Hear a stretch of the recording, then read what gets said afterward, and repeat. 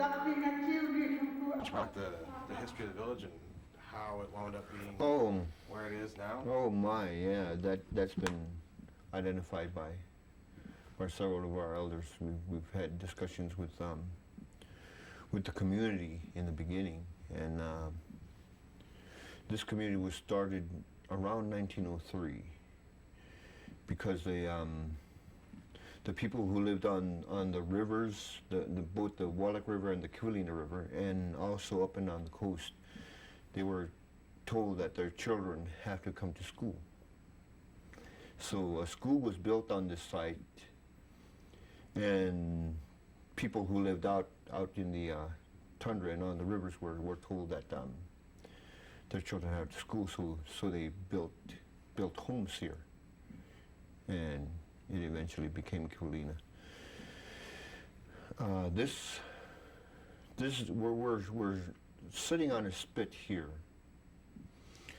that's probably about 120 yards wide, and this last storm that we had a storm surge in October. We lost about 30 feet on the ocean side. Water did come into the center of town from the wave actions that were occurring. In the past, I've been told by some elders that it used to be about 3 times as wide as it is now, and there even used to be a pond between houses on the lagoon side and houses on the ocean side. There used to be a pond, and it was that wide. It's eroded considerably since, and now we're where we're at, and probably some of the footage that you'll be provided showing the storm surge. We did lose a considerable amount of oceanside, and we won't know the full impact of how much has been lost until next fall, when we see the next storm. We won't know the full impact until then. We will see some of it this coming spring and summer. We will be able to have a very good idea of how much has been lost in terms of erosion. But until then, we don't know. So some of the questions that somebody that's not from here might ask is, well, why don't you just put up a break wall or something? That has been discussed by the Corps of Engineers, and because of the lack of space here, they do not want to put a breakwater system because of the lack of space for this community to expand. Right now, the latest housings that have been built,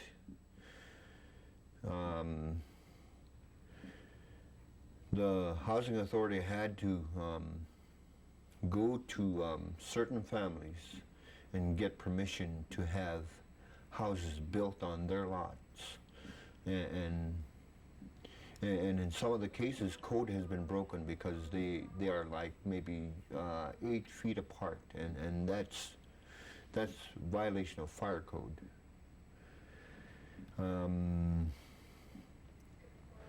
The only reason we've been able to get those new houses were because they were built on existing lots. Wow. And now much of the town still doesn't have water and sewer. We don't have water and sewer. The general population does not have water and sewer. Only the school and the clinic have water and sewer. Nobody else has. Then you can't get any funds. Yeah, and we've been told by ANTHC and right now Village Safe Water that they will not put a water and sewer system in this town site because of the cost. And because the factor that there's no more room to build. They do not want to put in a system where it's not expandable, because the community will grow. There's about 100 people that have left Kivalina because of a lack of space to build homes. What else? So I've mostly been focusing on the idea of moving because of erosion, but also there's really two. Yeah, there are two reasons: the erosion and the lack of space. Lack of space to build, lack of space to expand. Now, on a personal level, what does that mean? You've got maybe grandparents, parents. Yes.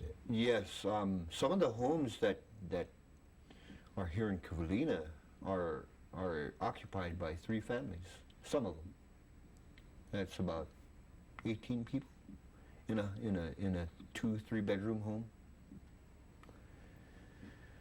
And it is a huge problem right now with some of the families. The families are experiencing pressures that they should not be experiencing in a normal setting.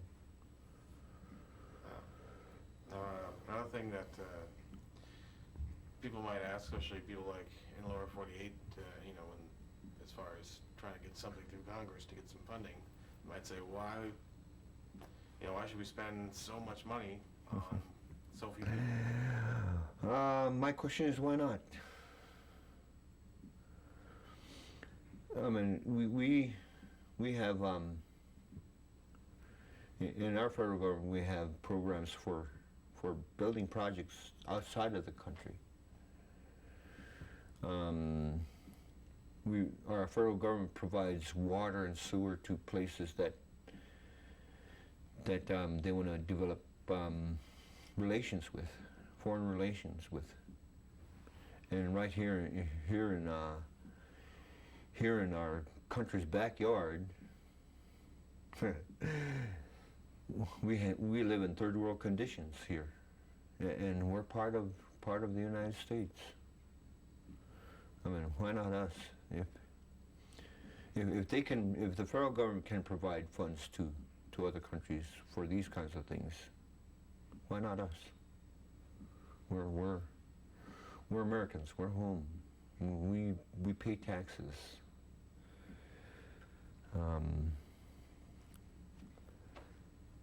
It's a question of equity for us.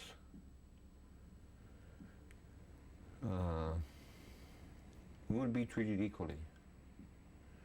I mean, New Orleans gets every year funding from the federal government to keep the water from running into areas of New Orleans that are below sea level.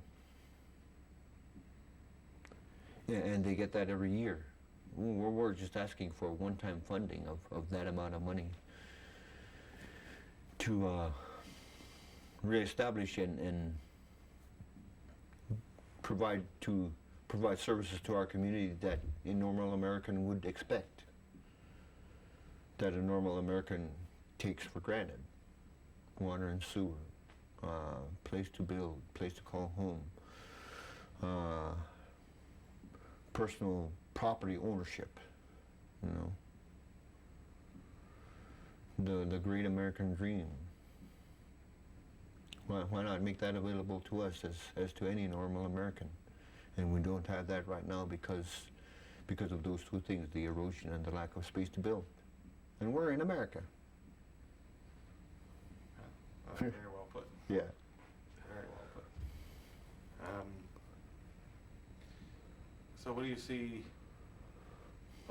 happening in the next few years, and also kind of what would you like to see? Yeah, hopefully we're supposed to be finalizing the planning stage so construction can start. We've been given some new information by the Corps that maybe as we're completing the planning stage, some of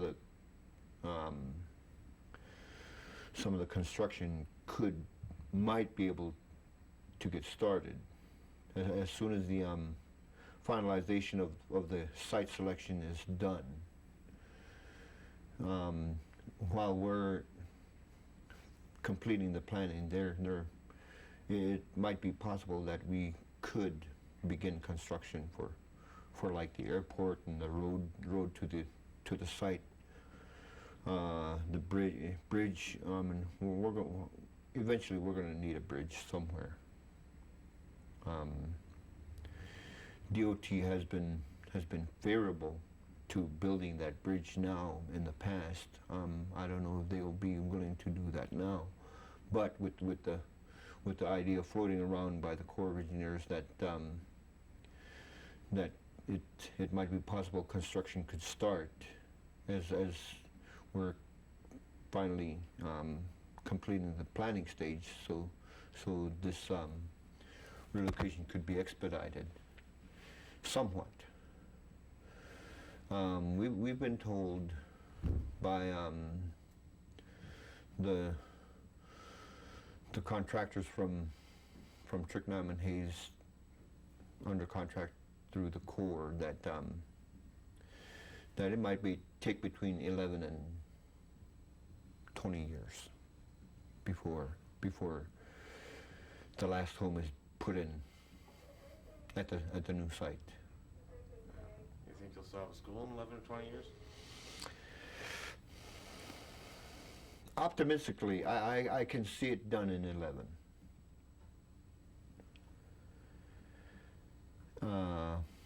I'd rather not give any number as to any. I mean, I'd rather not extend that time frame. I'd rather that time frame not be extended. Because we, according to some of the engineers that from the Army Corps of Engineers, they've told us that we are in imminent danger from storm surge. So that the faster this happens, the better for the community in terms of erosion and storm surge.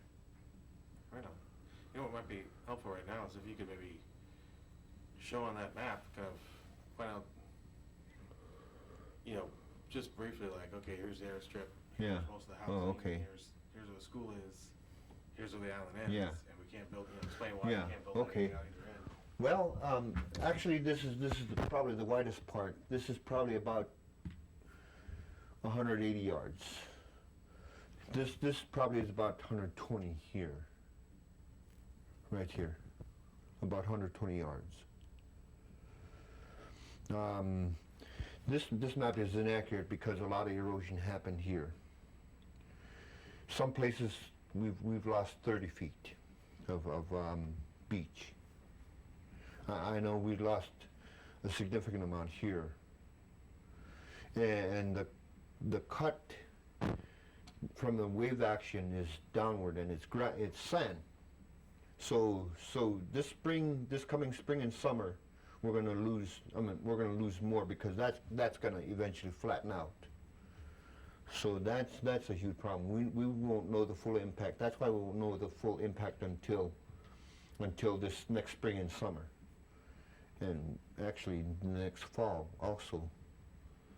We're not going to really know how much has been lost, but at least 30 feet has been lost here, along the beach. These houses over here are threatened by the current from the Wallach River. It comes down here and it turns to the channel over here. These houses over here are threatened by erosion. One of these houses, one of the pilings is exposed now. There's a cut bank along one of these houses here. Just 1 second. Yeah. There's a little wire in my Okay. It just started making a couple noises. Yeah. Okay. But you're doing this is fantastic.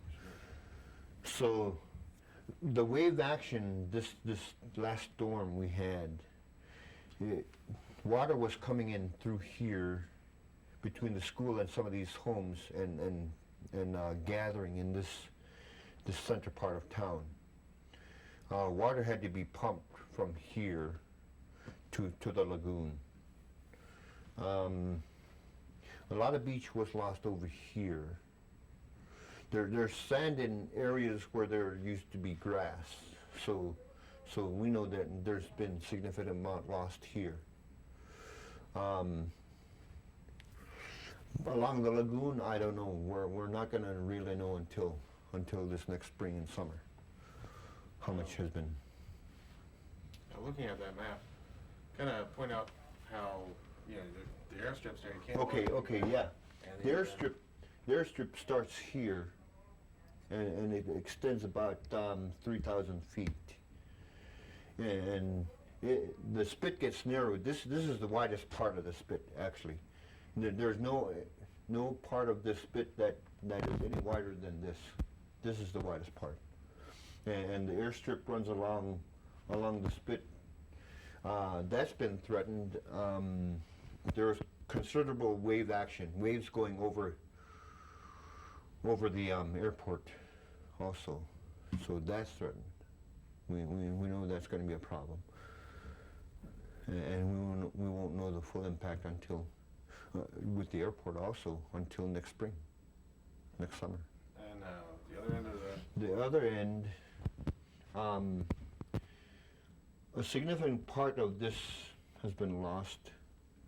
We won't know until next spring how much has been lost. There's cut banks along where there used to be a sloping sandbar along this area. There's huge cut banks now in those places, so we don't know how much. We know we lost quite a bit from this storm surge, it is true, we are in imminent danger, according to the Army Corps of Engineers. Yeah. So looking at the map, yeah, there's no other place to put a house. Yeah, there's no other place. I mean, this is congested. There's several homes over here. There's a gap of about 8 feet here between these homes. That's in violation of fire code. Some of these places, the new community and the old community, they're about anywhere between 6 and 8 feet apart. That's a violation. That's a fire code violation. They proposed that we're supposed to be getting a new water tank, and right now we don't know where to put it. We're supposed to be getting this water tank, but I don't know where we're going to put it. A lot of this area in here is owned by some of these families. They've got lots over here, and I don't know how that's going to be resolved. We have a community here that's growing that has no more room to build, and THC won't put a water sewer system unless we move, basically, because it's too expensive to put in such a small area, and that's actually being threatened by erosion. Yeah. Well done. Okay. Is there anything else that you'd like to add?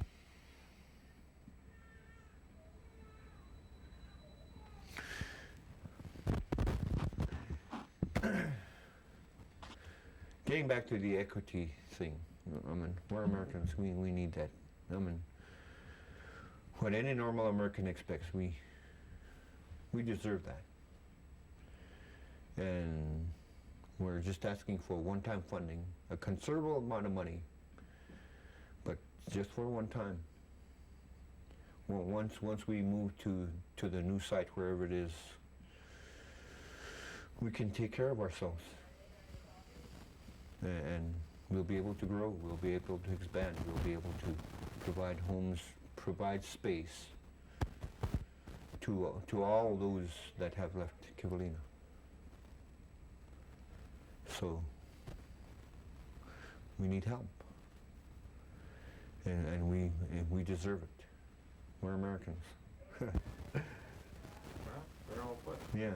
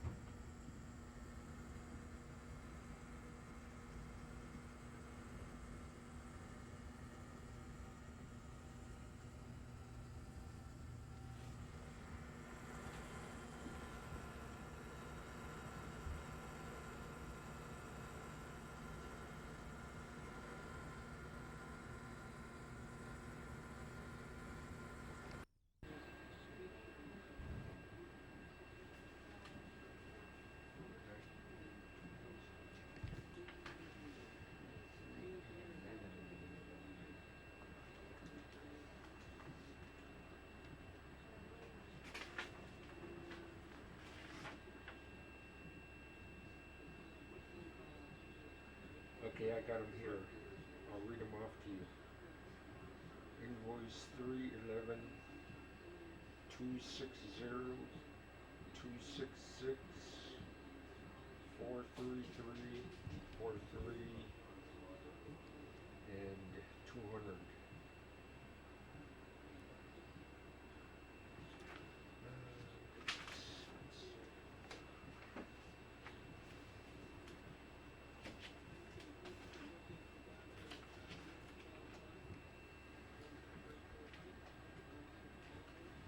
Yeah. These have already been reimbursed. So what was spent? What it was spent on. And that's basically what we've been doing ever since we released our administrator. We've been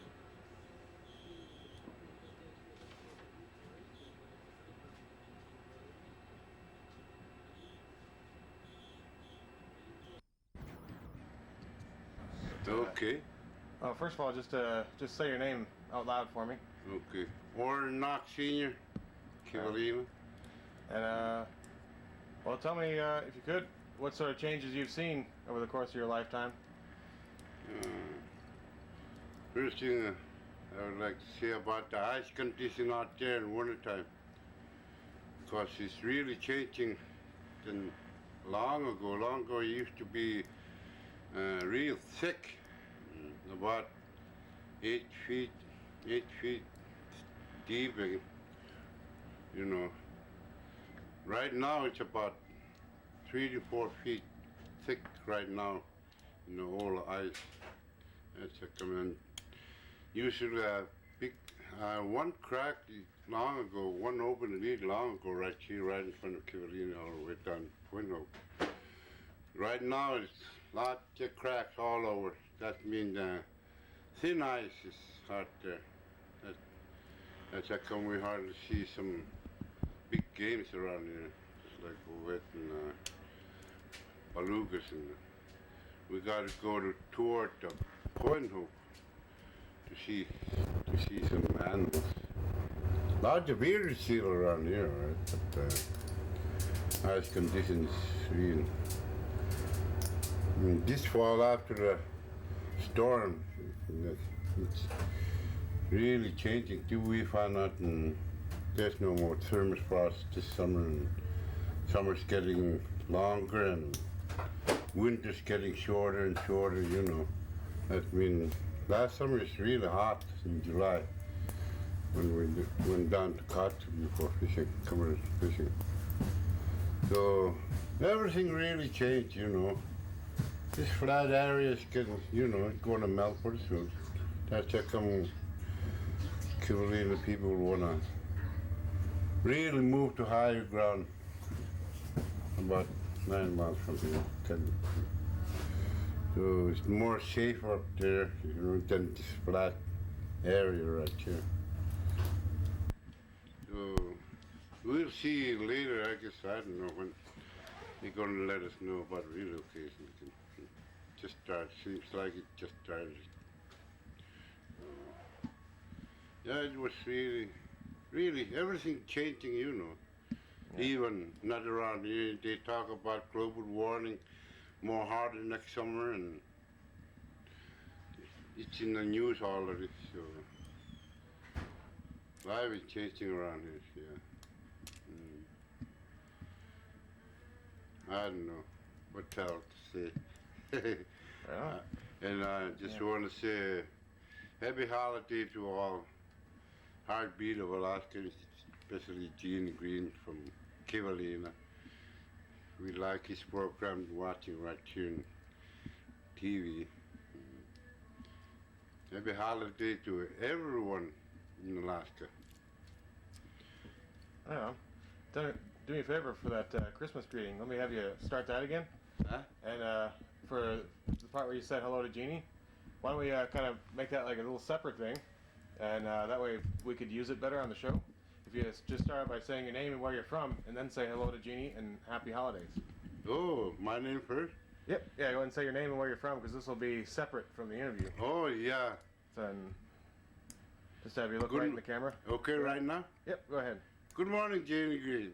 It's 10 to 11 right now. And my name is Warren Knox Sr. from Kivalina. And happy holiday to you, Jeannie, and your husband. We like your program right here in TV, Heartbeat. Yeah. Very good. I like it. That river is current, eat that part area too. Everything real, eating up, cause it's just the sand under. It's not a rock or no gravel even, just the sand. That's how come that area by the school is really eaten by the waves. Yeah, Kivalina got to do something sooner or later. I hope somebody help us to move the villages. Too many kids around here. A lot of kids and no place to build a house. So everything, getting tighter and tighter. Seems like not Yeah. much room. Now, do you have a lot of people living in this house? Yeah, sometime 11 of us always sleep right here. And when my daughter's away, we take care of the 4 grandkids around here.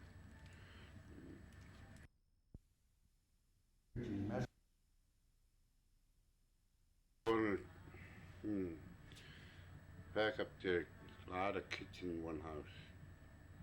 We gotta do something before it's too late. Something gotta be happening. I don't know.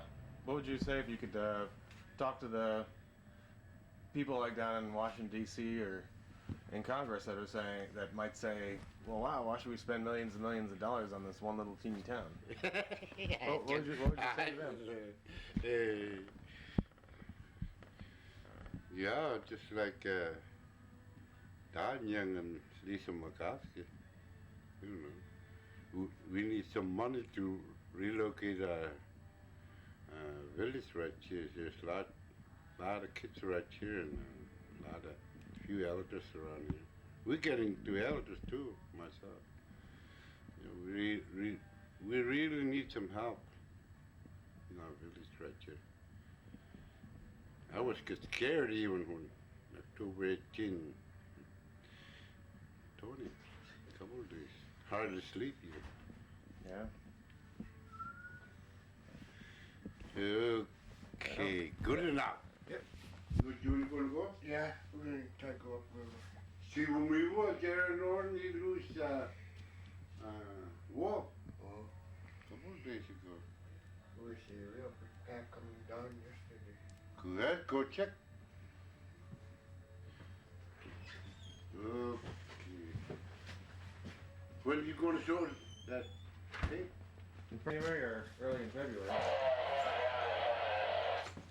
But I was gonna call the city office and put it out so I can announce on the radio.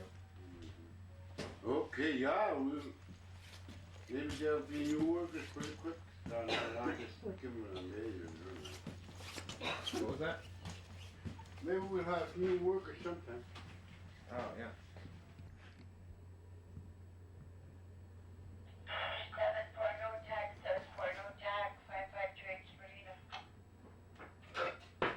That's us right here. I should tip it back a little bit so I can get my light out.